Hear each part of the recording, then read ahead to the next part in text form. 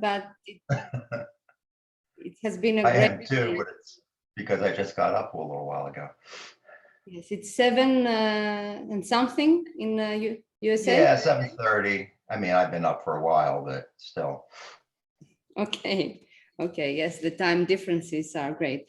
So, welcome to the Greek Voices Art, Rhetoric, and Writing COMING 2021 Writing Workshop. Professor Robert has prepared honorary professor of professional writing in Pennsylvania, USA, and vice president for writing communication and convener of Communication Institute of Greece Special Interest Writing Groups is here, and we have worked really hard to create this type of interaction. We don't know what this will give. It will be a test. It will be we will have the ability to be aware of the Greek classical age, and at the same time try to apply the rhetoric, so logos, pathos, and ethos, which is not so easy for a almost 2.5-hour seminar, but just take the essential point. And what I think is important is not to try to learn, but to interact and have a nice time together. So Robert, I leave you the floor, and we have, of course, the wonderful facilitators, Fotini Diamantidaki, Georgian Rudolph, Michael Tamirano, and Elpida Sklika, and Robert. Okay, well, hello. First thing I'll say is I tend to run things a little more informally.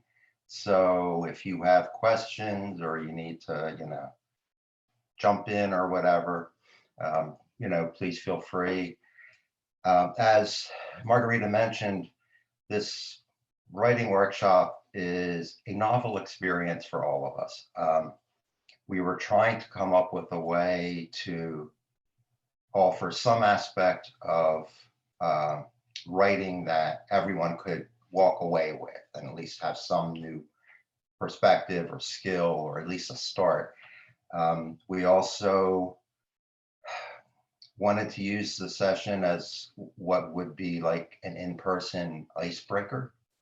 And so we get a chance to interact a bit, which means depending on how many participants, I see 23 right now, so that should work, to break into some smaller groups so we get to know each other a bit. And then we also wanted to do something that recognized Greece, Athens in particular, but we are the Communication Institute of Greece, even though I'm Polish and Ukrainian and from the United States. So we all can, I think, appreciate what the classical Greek civilization has contributed to Western civilization, at least, if not further. So what I am going to do is start screen sharing a bit. I did share materials ahead of time, and Margarita in the program did provide a link to a starting point. And you'll forgive my purple and green color coding, but I had to find like an easy way to refer to things. I will be showing them, probably making them a little bit larger so you can read. I know there are some things that I put a cut and paste version in because it was just really kind of hard to use it in the original software platform. So with that having been said,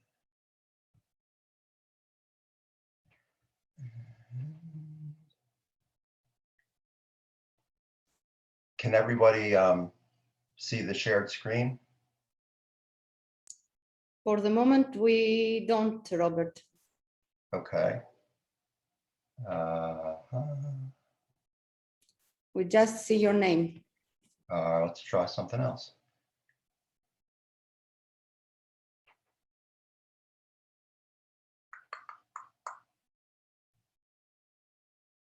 Any better? No. Ugh. Would you All like right. to send it or to me or to Luis so that we could put via the chat so that we could share for you? Probably. Let me just check one more thing. Evangelos, you have started screen sharing? Okay, so then let's make sure that, how about now?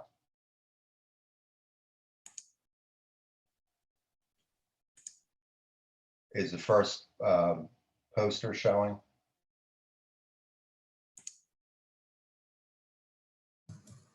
Evangelos is sharing. Okay, You're sharing your screen. thank you. No, all no, right, no. so- No, sorry, Robert. I think Evangelos is sharing his screen. Okay. there- okay, that's great. Thank you very much. So are we saying This is the what first poster? you would like to share, Robert, because I'm sharing now. Well, I can try it again and see what happens. He needs Yeah, to- Robert, normally co-host. you are also a co-host of the conference, so you have all the right to share everything you want from your screen or any data you want. But if you can't, we can share it for you. If this is what you want, I have started sharing. Robert, please tell me. Margarita, if you, whoever's got it up there right now, just keep it. And when I need you to switch, I'll ask you to, okay? Okay. Sorry about that. It's just not working on my side. All right, so this first introduction is just basically what we kind of went through. But the idea of classical rhetoric, ways in which we argue. Now, Aristotle really applied it and developed it for oratory, so for speaking and in-person discussions as opposed to writing. But certainly over the years we found ways to adapt to a lot of it. So we can use it, we can think of it in terms of not just writing, but visuals and lots of different elements. So what we're going to do is come down to the purple infographic.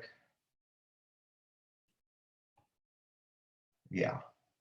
Now that one is Please join our journey here. where it says, please join our journey. Okay. Okay, so this is the really small one. And even if you try and make it bigger, I know it's going to not quite work, Margarita. Let me, I don't know what it is about that software. It never wants to show it any bigger. Let me try one more thing about sharing if I can.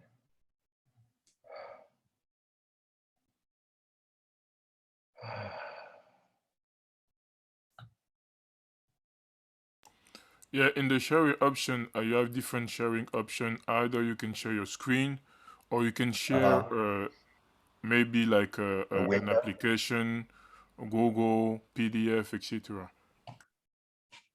Okay. It says I'm sharing entire screen, but it doesn't do anything on my side. Oh well. If it's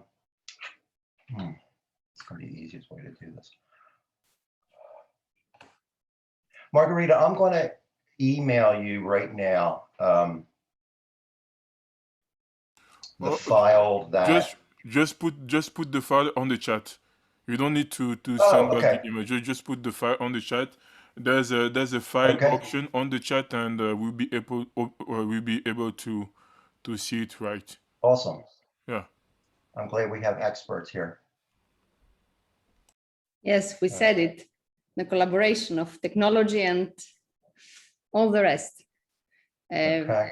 We were discussing about this, Robert, earlier with Arthur as a facilitator, and it was a great session.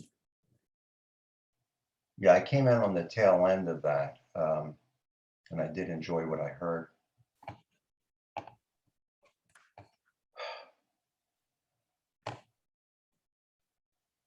Well, I tried to put it in. I don't know that it did. Well, I'm just going to have to work on. Yeah, just wait a couple of minutes by the time it is uploading. I think it is uploading, and then we'll be able to see it. And when I see, I will try to open it and share from my perspective. Okay, I like Teams. All right. Well, while we don't have to get too far into it. We were trying to think of a topic that would allow us to apply rhetoric, and that also represented something about Greek culture. We ended up deciding on the Parthenon sculptures. So depending on how much you got into the background of this, just very briefly, in the 1800s, parts of the frieze and other aspects of the actual Parthenon temple were physically removed by Lord Elgin, and there's a lot of debate over whether he had partition or not. But you know, that's all part of the rhetorical debate. But now that there's the fabulous Acropolis Museum, which I've fortunately been to, has opened up, you know, there's no reason really to be saying Athens can't take care of the sculptures, but now it's an issue of, you know, some of them that have been taken, do you return them? So if you had a chance, and if not, when you have a chance, I put in 2 videos. There's the removal of the Elgin marbles, and this is actually done pretty well. It's, as we'll see in Rhetoric, it's fairly well balanced. It makes good points. It acknowledges both sides of the issue. The campaign for return, particularly from the point of view of Melina Mercouri,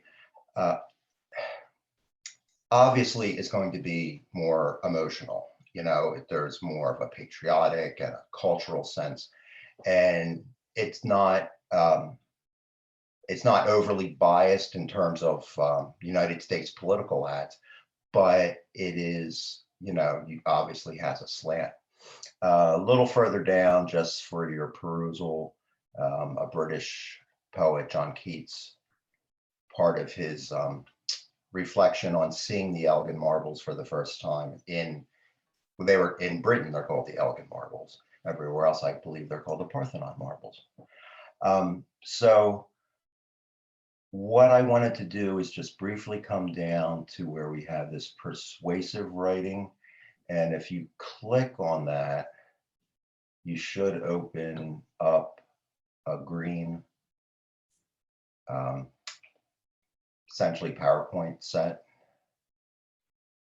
Where we persuasive writing, overview of classical rhetoric. Where Yes. The hand of my mouse is. Yes, if you click that. Okay.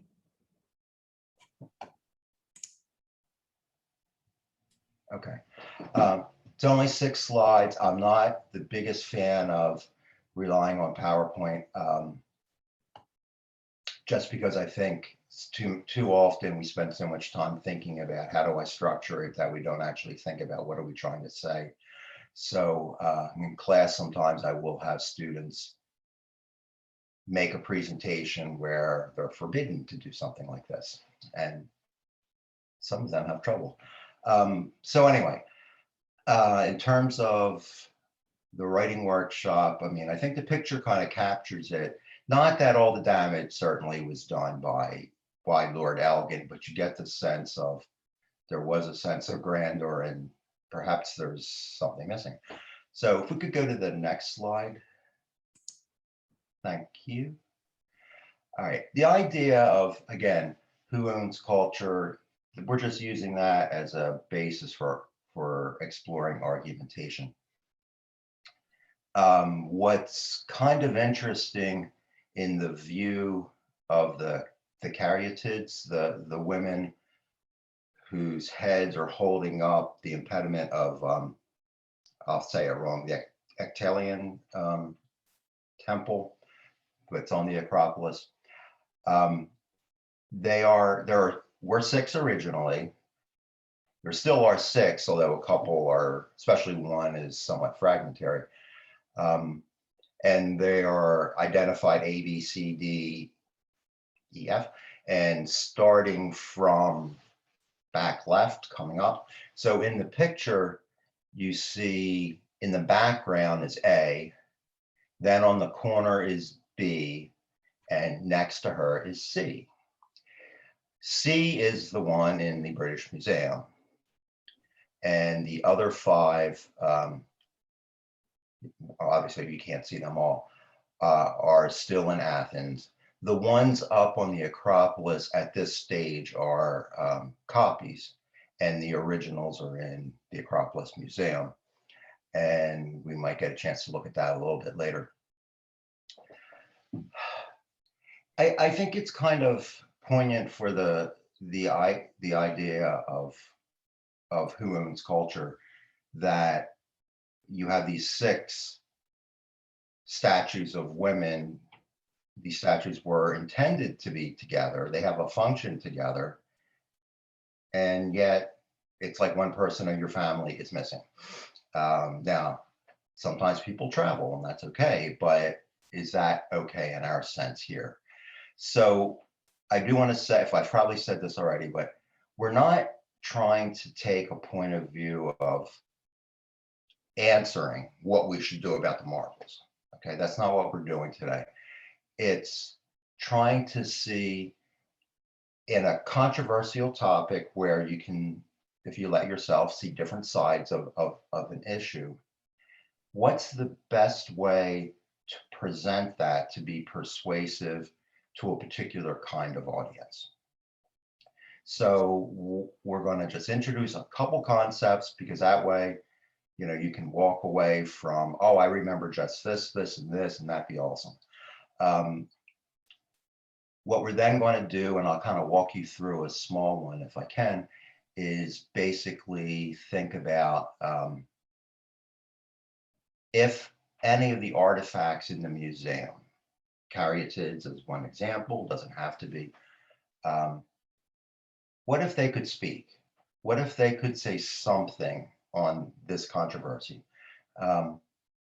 What would they say, and how would they say it? You know, you have to think of a lot of different things. They're speaking from over 2,000 years ago to us. They're speaking to different countries. They're speaking as, in some cases, incomplete individuals.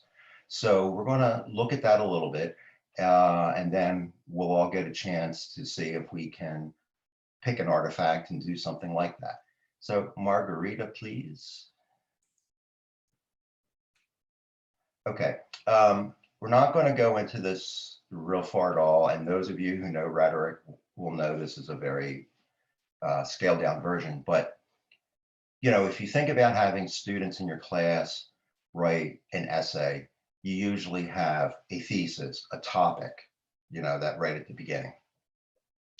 You can think of that in rhetoric is very similar to what's called an enthymeme, but it's basically the claim, the thesis, the position you're taking, what you're going to develop in your argument. So, for example, museums should safeguard culture, or we could make that artifacts of culture. Within an essay or a talk, we're going to expand that. So museums should safeguard culture because, and then we would have, you know, a series of reasons. And as you probably do with your students, then if you had 3 reasons, you could now have 3 subsections of your paper. You know, it all kind of works very, very logically. The one thing that we don't often think about in a situation of like, here's my topic sentence, is in rhetoric, you're not going to get very far if you don't recognize there have to be some shared assumptions. So before we look at this one, something totally different. There's a good movement internationally.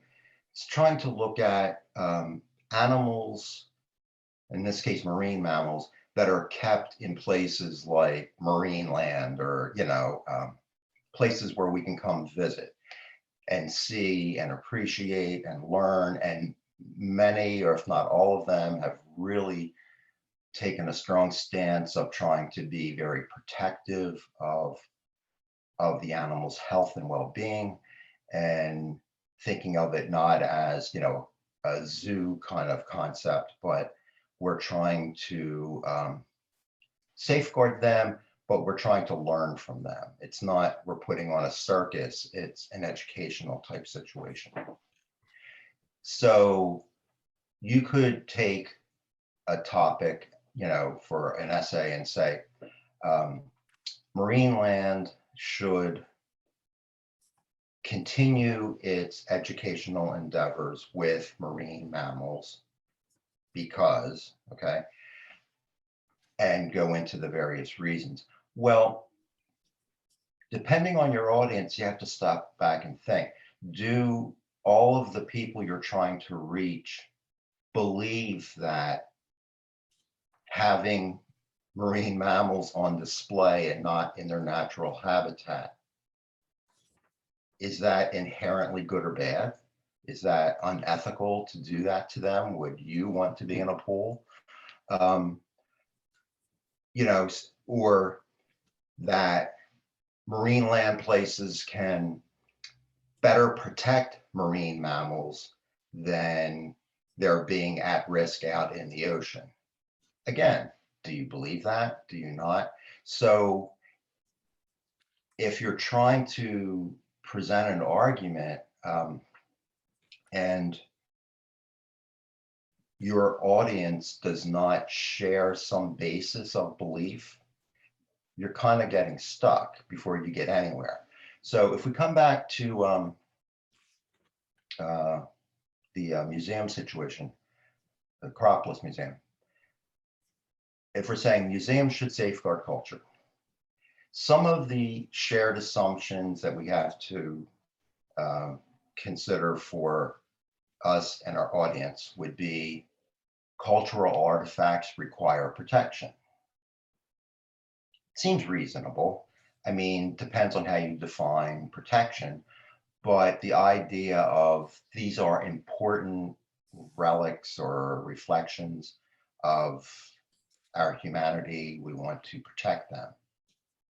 Okay, so we're probably okay with that. Museums offer the best safeguards. Okay, do we all believe that?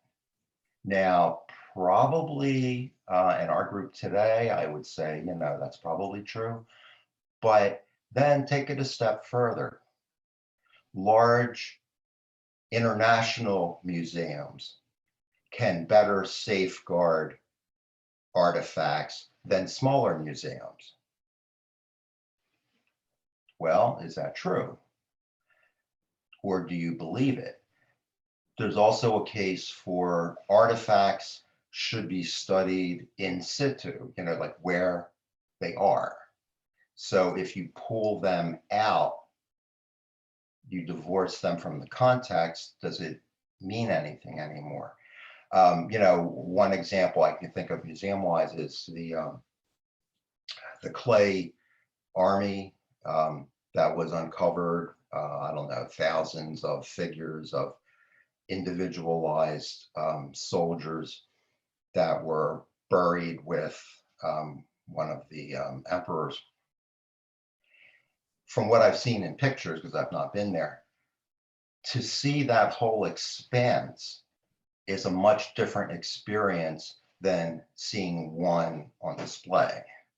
So there is something to be said for that. And then another step further, and I'm just doing this as for example's sake, I'm not picking on anybody, but, you know, for various reasons, there are, you know, some who believe that artifacts that show human aspects should not be displayed. Okay, so then there's a whole concept around that. Well, then, do we all believe that? Now we're getting into a realm of maybe we all don't share that.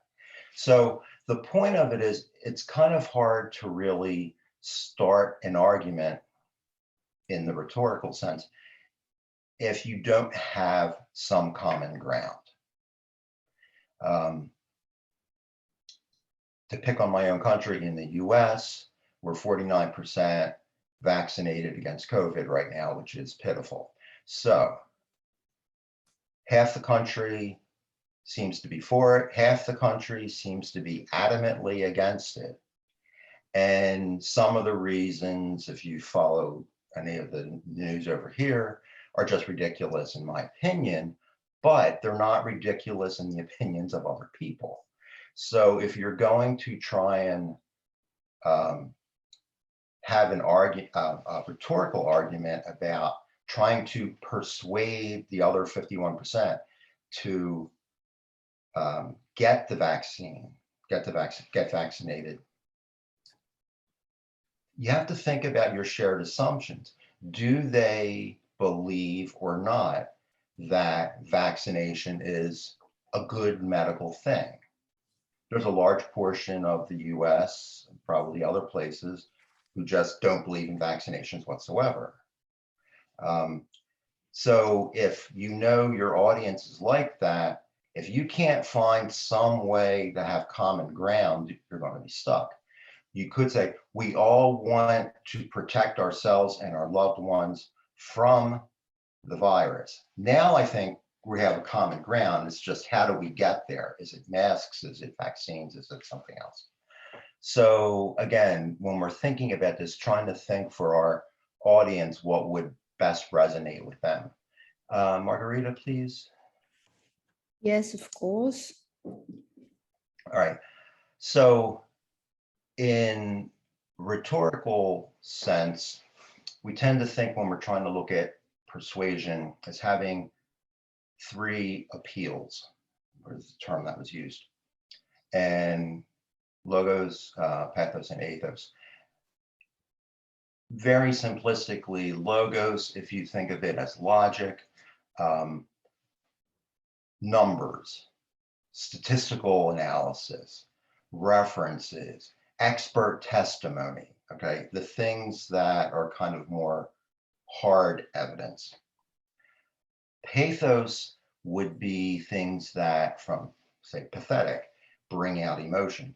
So pathos, I just realized I know you can't see me, and I'm sitting here like gesticulating like I do in class, and it makes no sense.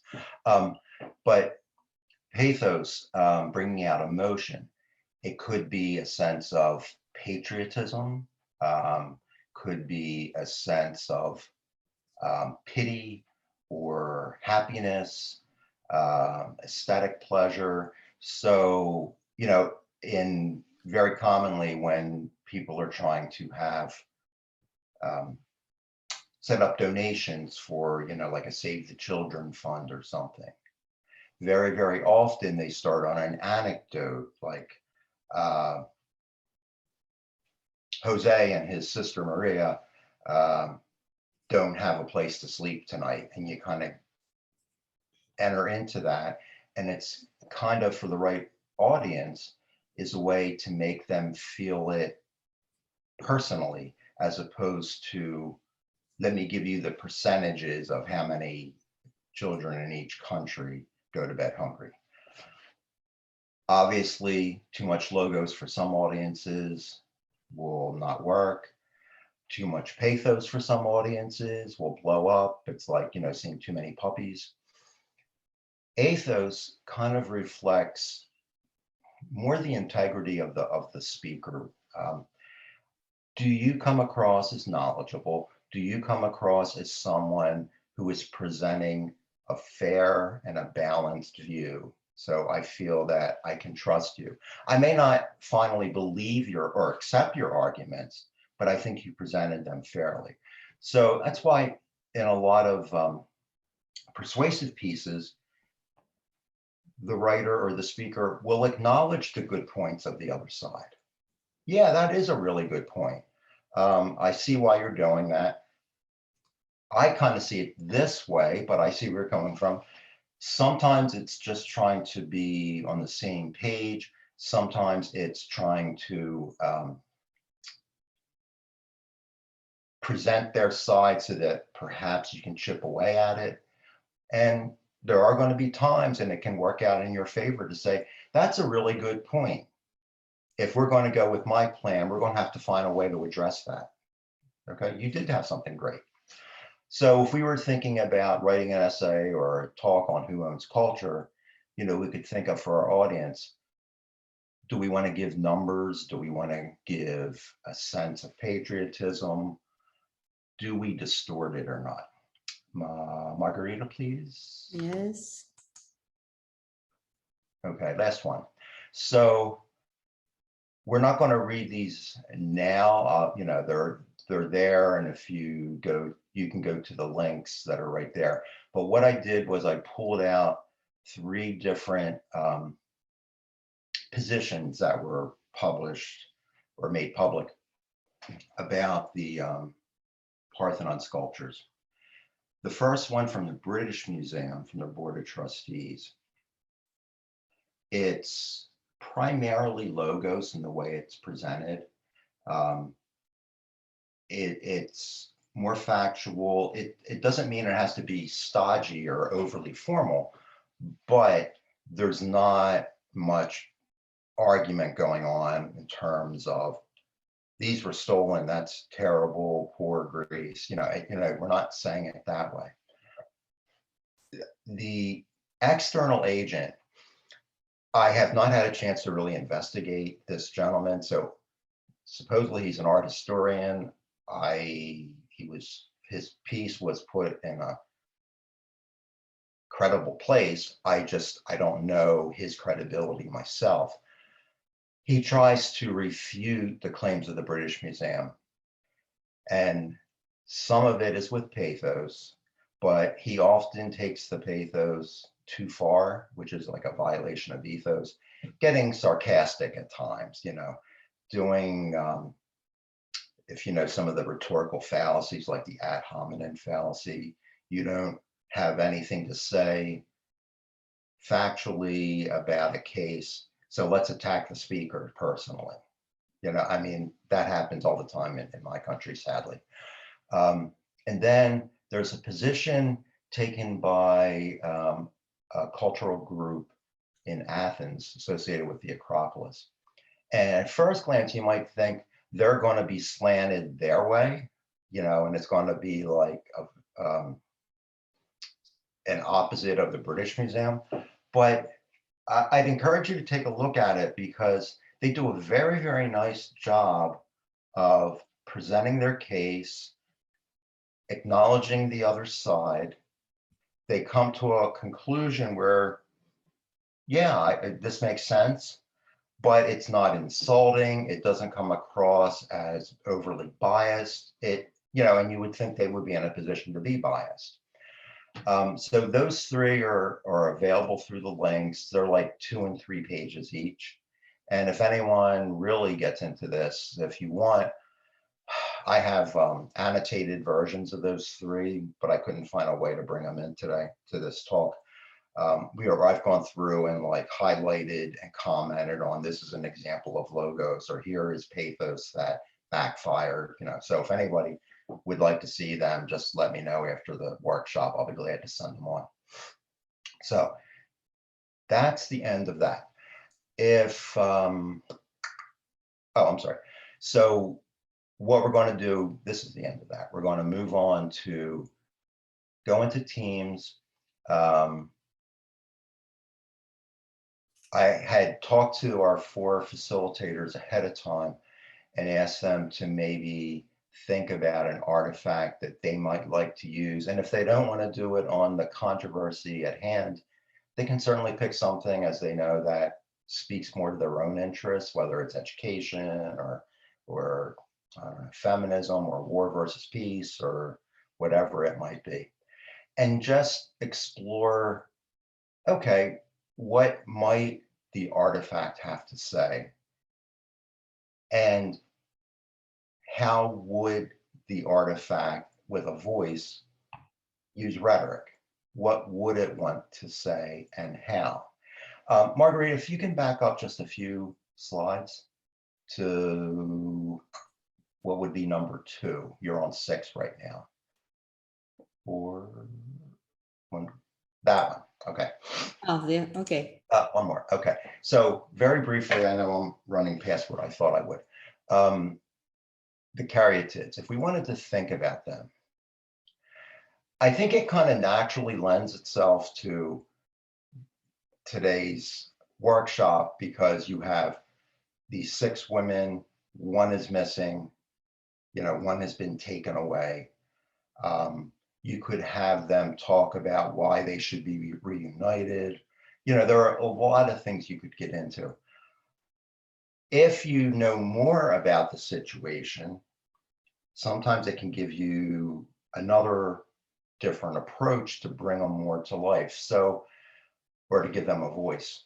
So I'm not an expert on any of this, but in trying to read more about them, depends again on which areas you're reading. But one view is that the caryatids were named for women from these several, I think there were 6 small villages that eventually joined to become Sparta, I think. But one of them was Carios, or a name very similar to that. And supposedly that village sided with the Persians in the Peloponnese War. So when the Greeks won, the town was penalized. And one view was that the what looks like a basket on their top of their heads as you reach up to the impediment, that these women were sold into slavery as a penalty, for the town, and they had to carry all their belongings in a basket on their head. So that's where they come from. There's another perspective that says what they represent is there's a culture in that same area of Greece at that time that celebrated the goddess Artemis. So, hunting, nature, fecundity, that sort of thing. So there were actually nut tree dances, I think they were called, because there were special nuts in the area. And the women had a very religious dance that was done with baskets on their head where the reeds and the branches almost looked like they were alive the way the women were dancing. So that these caryatids are not representing slavery, but it's representing the goddess Artemis. And then, as I understand it, the reptilian actually is supposed to be a tomb or a temple to a hero king of the area, Erectilios or something like that. And they are somehow celebrating him. But just thinking for a second, so you could look at the caryatids as talking about the 5 in Greece, want their sister back. The one in Britain, what does she have to say? She's away from everybody. We are women who are sold into slavery. We are women who are celebrating nature. I mean, it's all very different. And that would change the voice you're going to give. So you really have to spend time like just kind of thinking about your artifact in the background. We're not expecting huge miracles today. Initially we were thinking about trying to come up with, each team would produce perhaps a paragraph or 2, or you could, do something spoken. if all we get today is on your teams, you're able to select an artifact, think about its situation, and plan how you would make an argument rhetorically, that would be awesome. You can throw the words logos, pathos, and ethos around. That would be even better. What we're going to do is reconnect about half an hour before the end of the workshop. So that would be what, I can't convert to your time. So it's 3:10, and we have about an hour to go in for the whole thing. All right, so then let's come back and say half an hour. Yes, and I propose 3 rooms, not 4, with Fotini, Okay. Jurgen, and Elpida. Michael, I take he could join because he might be very tired because of his jet lag now. Oh, sure, I Then understand. Steen and Evangelos could also help because they are also expert in Greek articles. Yeah, they're probably shaking their head as I'm talking about this. Maybe they could help as well in the rooms. So Yeah. just to sum up, how many rooms do you want, Margarita? So, sorry, before we decide that, Yeah. can I just say I'm also super tired, and if Evangelos, for instance, can chip in, because I'm sure he knows a lot more about Greek culture than I do, I'd be very grateful. And I'm very happy to participate, but you know, facilitating after my teaching marathon, if I can be spared of that, I would be very grateful. I mean, I'm of course willing to do it. Totally understandable. We might place Steen or Evangelos with Jurgen, as Jurgen also. Oh, that would be great. Yes, of course. And we will be there as well. I mean, this is why we create only 3 rooms. So Robert will also be, you know, here and there. I'll be popping in and out to see if there's any help I can give. Yes, and yes. So 3, Luis. So, okay, so 3 rooms. 3. 1 room with which facilitator? So we will put Jurgen with Evangelos. That's okay. Okay, good. In 1 room. 1 room. Fotini in the other, and Elpida in the 3rd. Okay, Fontini in 1 and Elpida in. Elpida could be with Steen, as Steen is also an expert. Okay, so there will be 1 room with Elpida and Steen, 1 room with Jürgen and Evangelos, and 1 room with Fontini. So there's a room 1. Maybe I should say which participants are in the room. So in room number 1, we had Jürgen, Evangelos, Caroline, Camille, Placido, Robert, and Tony. Is it okay?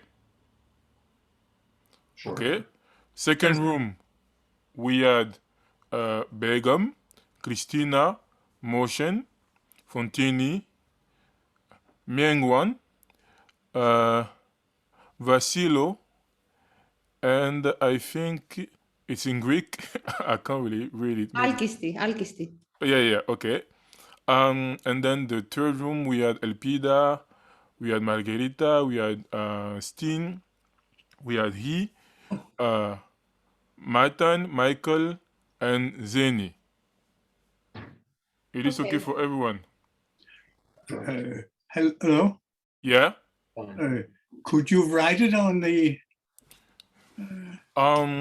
This will happen automatically, Steen. Yeah. So Luis, you're just going to invite us to the appropriate room, right? And then Just in a sec. Now we have the invitation in order to participate in the room. Yeah. You should just click join the room. Yeah. And it will be Is okay. it possible to make the facilitators co-host? Because I would like to. Yeah. Of course. I will join the you. room and I will put you co-host. Thank you. Just join the room and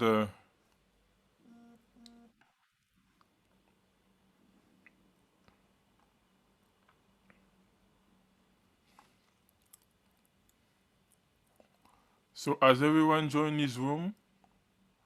Okay.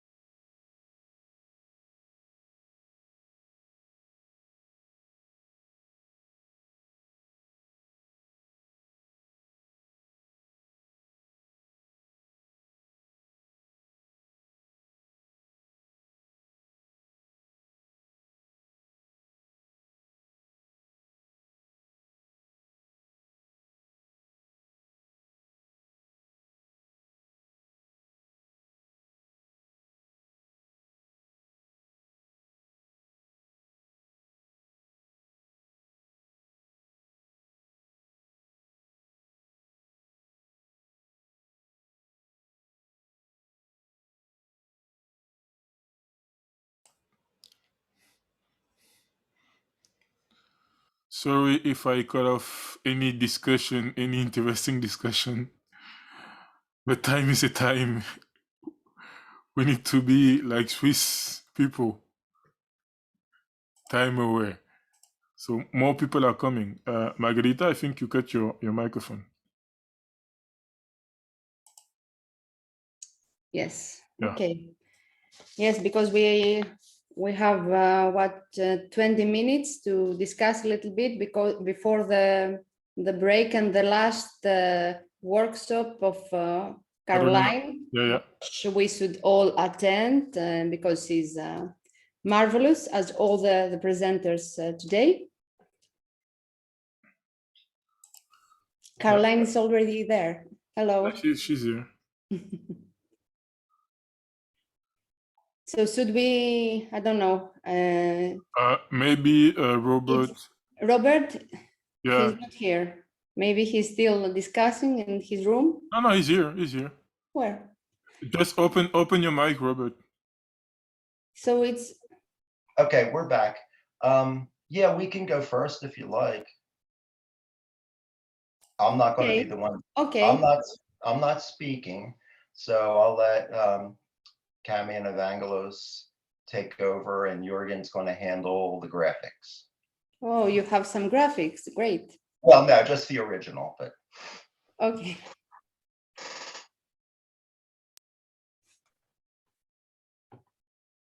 We'll wait, I guess, till the screen pops up and then we can start.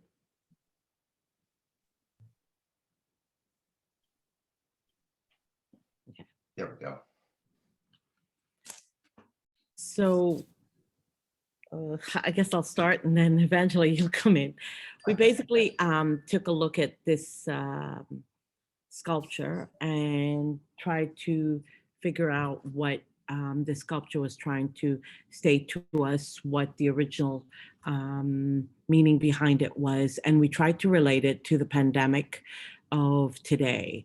What we came up with was basically that this is a mask where the original sculpture, the design, what we think it is that the husband was trying, the wife had difficulty with her eyesight, and so the mask, the husband basically went to a doctor or a healthcare worker to try to help her to get her eyesight fixed. But what we felt was that the sculpture was saying to us that actually don't allow any limitations in how to proceed to look at things. And when you look at things with a creative eye or an innovative eye, such as where this lady or man or the figure is looking with determination, with a lot of strength and very direct.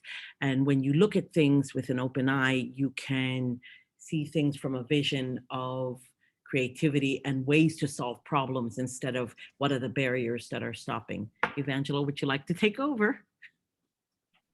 Well, there isn't much I can add, Cami, to what you said.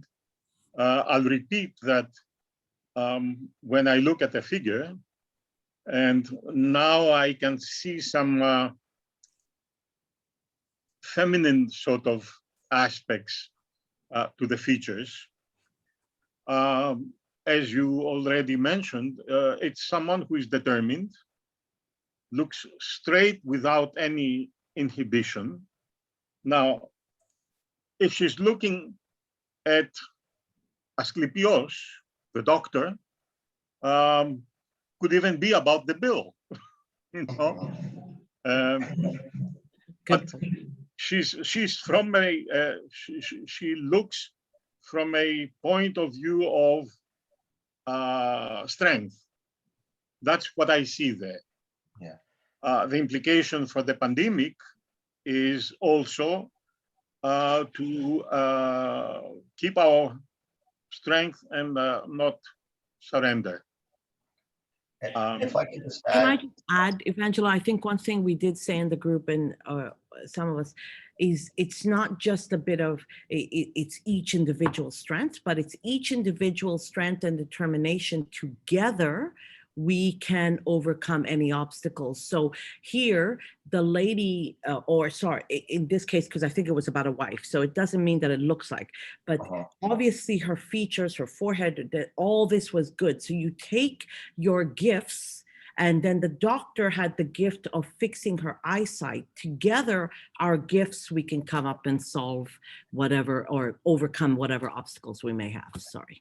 Yeah. And if I can just add something before we go to the next group, just in summing up for the rhetorical part, if we were having this artifact speak to us from behind the wall from 2000 years ago to comment about her medical situation and our pandemic situation, you know, you could look at it as, in terms of a thesis, well, is it a question of we rely on Asclepius, you know, an external force to help us, and, you know, if we were making arguments, we could have a lot of logos on, you know, what we know we can do with the pandemic and the treatments, et cetera. Could also have a lot of pathos if we did it from the point of view, she's so strong and determined that she's going to make it happen. And where we thought the ethos was coming in was, you know, thinking about this idea, and I think both speakers have alluded to it, like a partnership sense, that it's working together. It's Asclepius and the mask. It's, you know, the healthcare facilitators and us.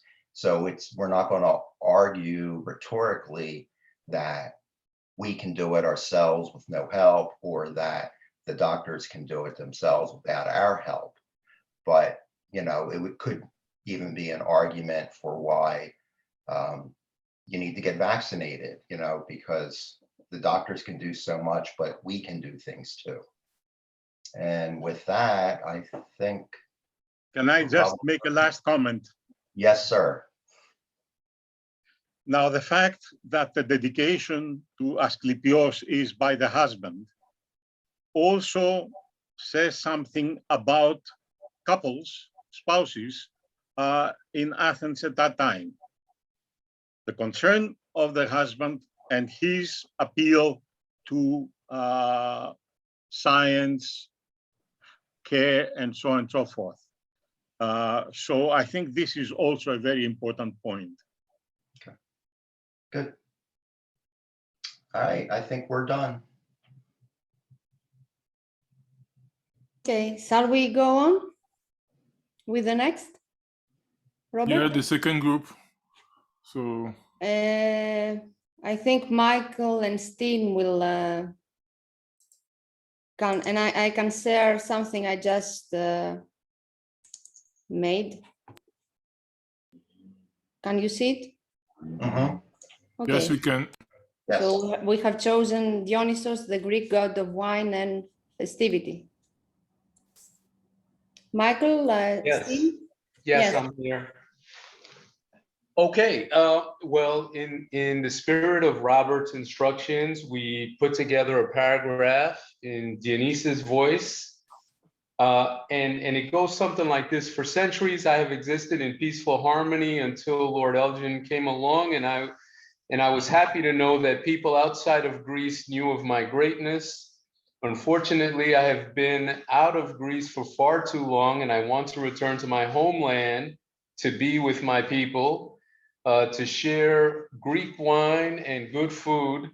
But in light of current times, I would suggest we all do this with social distancing and safe protocols. I am thankful the world has gotten to see me, but I think they can still see me from my homeland. I like it.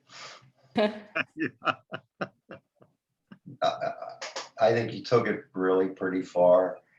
You know, you tried to acknowledge, you know, what the other argument was about being able, the world being able to appreciate. And, the pathos, I think, doesn't hit us over the head, you know, but it's there. And it would be kind of hard to think of this particular gentleman as you know, not talking about some good times, you know, despite where we often feel we are. So I like it. Yeah, and I also want to acknowledge our team members of the group, Zeni, Matan, Elpida, Steen, and Margarita, who contributed greatly. We had a very good, hearty discussion on all of this, and I just wanted to say thank you to all of them. Awesome. So if you well understood, Michael is now in Greece, so he's wine, food, impacted. And no clothing. So this is a good thing, a positive thing. Okay. Steen, yeah, Steen just raised his hand. Can you open your mic, Steen? Your mic is closed. Can we open it for him, Louis? We can't. I mean, I tried. It's not possible. Ah, okay. This is because of the wine. Wait until after the conference, please. Yeah, to be early for that. Can you hear me now? Yeah. Yeah, okay. I just wanted to say that Michael's point was in the controversy between the British Museum and the Greek political and cultural circles. His point was exactly what the Greeks would like, and he's Greek and living in New York. But the British Museum would say exactly the opposite, that they are taking care, like Bob, you did, present that they had been better in preserving and taking care of the Parthenon frieze. Oh. Okay. So 2 points opposite British Museum and the Greek. Okay. Great, and the third one. If I'd like to add just, I really loved what Margarita suggested as a final argument. It's that wherever you are or we are, it's the most important is to be respected. So like we said, compromise, like Michael finished his total argument, like even in England or in Greece, if you're respected, that's the best. Yes, but this is my personal view. As a Greek, I don't mind if they are here or there, but most of the Greeks are not, in my point of view, but we are fighting for the power of collaboration, communication, and the most important is this, and not where something can be found. If there all these statue and pieces of the Acropolis, the Parthenon, are found and they are respected, for me, it's the same, and I'm very glad. For me too, yes. I'm Greek, but I think that's the best. Yes, and this is important. So the third one? Can I just piggyback on what Elpida and Margarita were saying?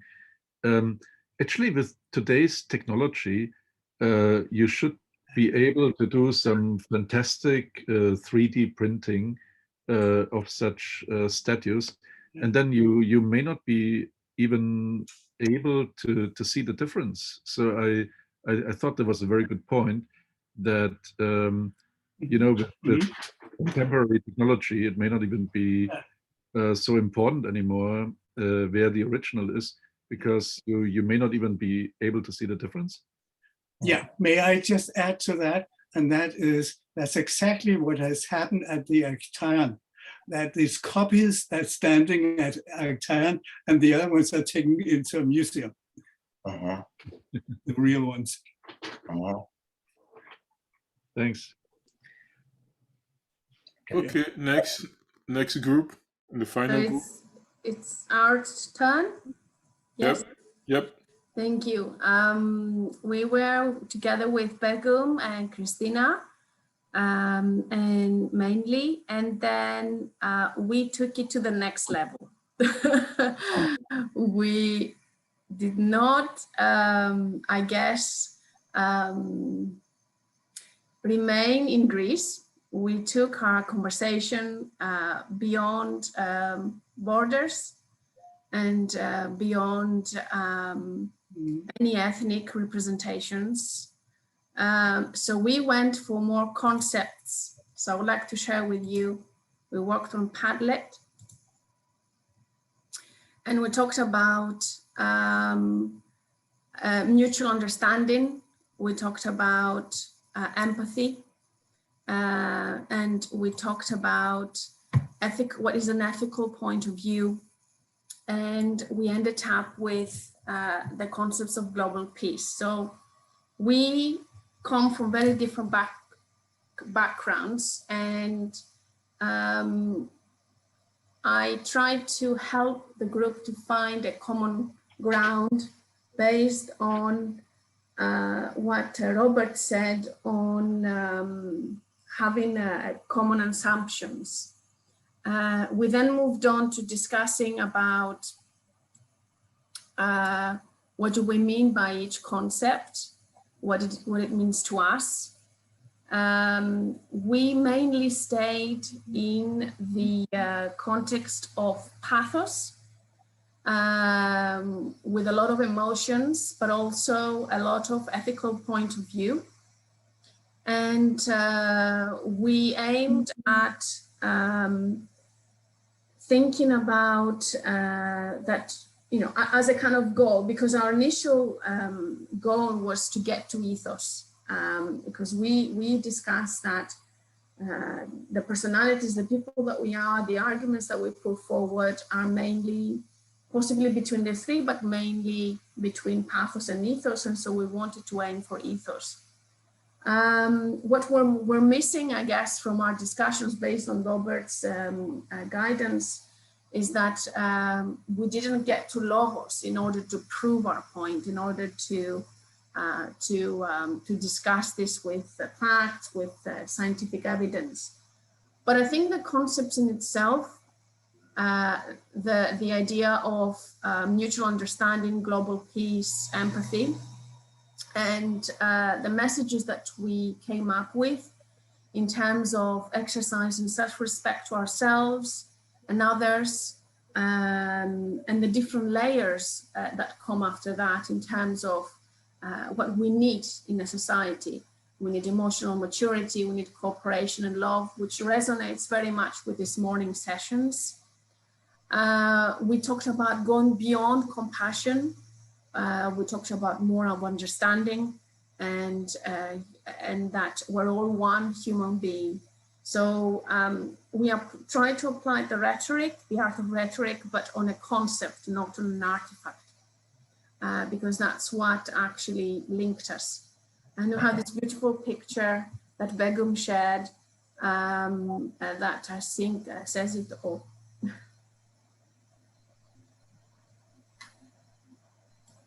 Begum or Christina, if you want to add anything.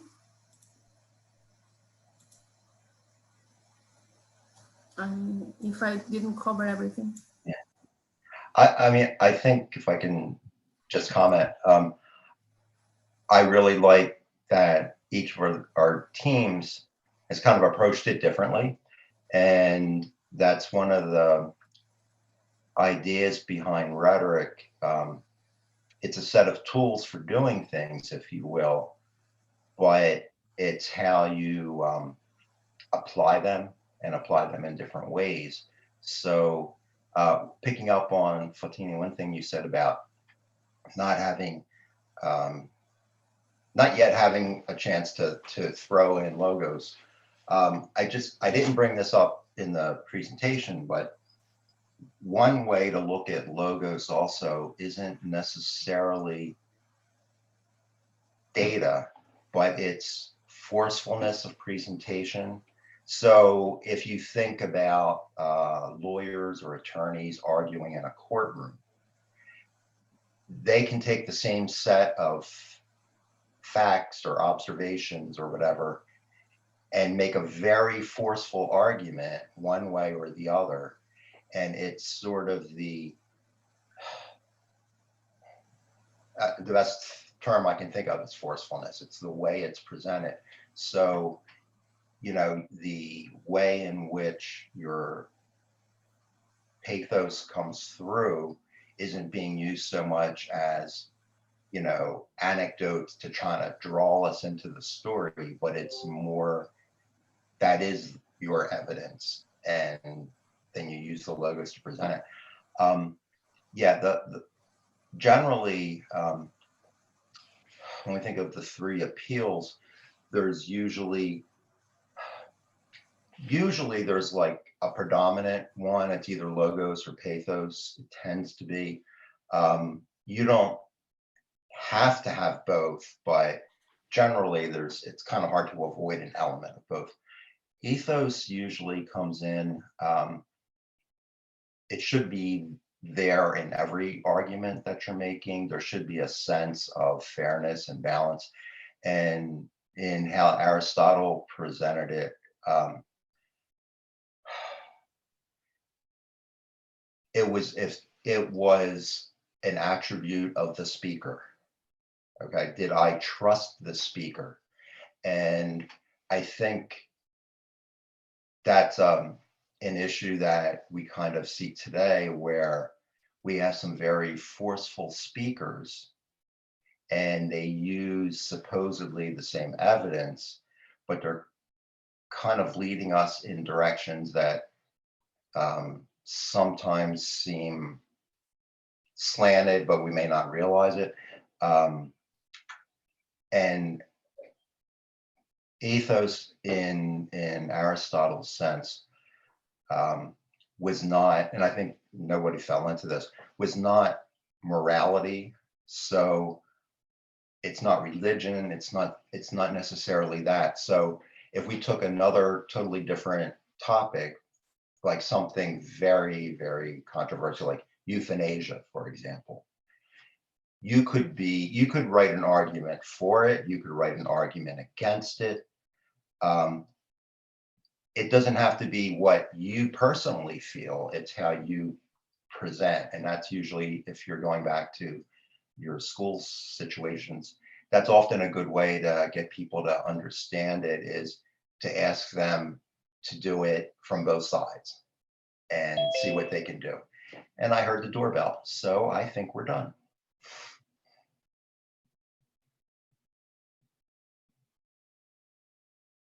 Okay, so thank you everybody for this wonderful opportunity to exchange and learn something different, each and every one of you, on this wonderful subject. I think today's is a great experience, and as we said at the beginning of this workshop day, this is very tiring. We are remote, we are remote also for our courses, but this is special, this is different, at least for me. And we have a 10-minute break, and we are preparing ourselves for the last but not the least. So Professor Caroline Ricard-Monroe will speak to us about rising up, our collective call to lead during extraordinary times. So prepare yourself to be amazed by the amazing Caroline in 10 minutes. Okay, thank you. Bye. See you in a while.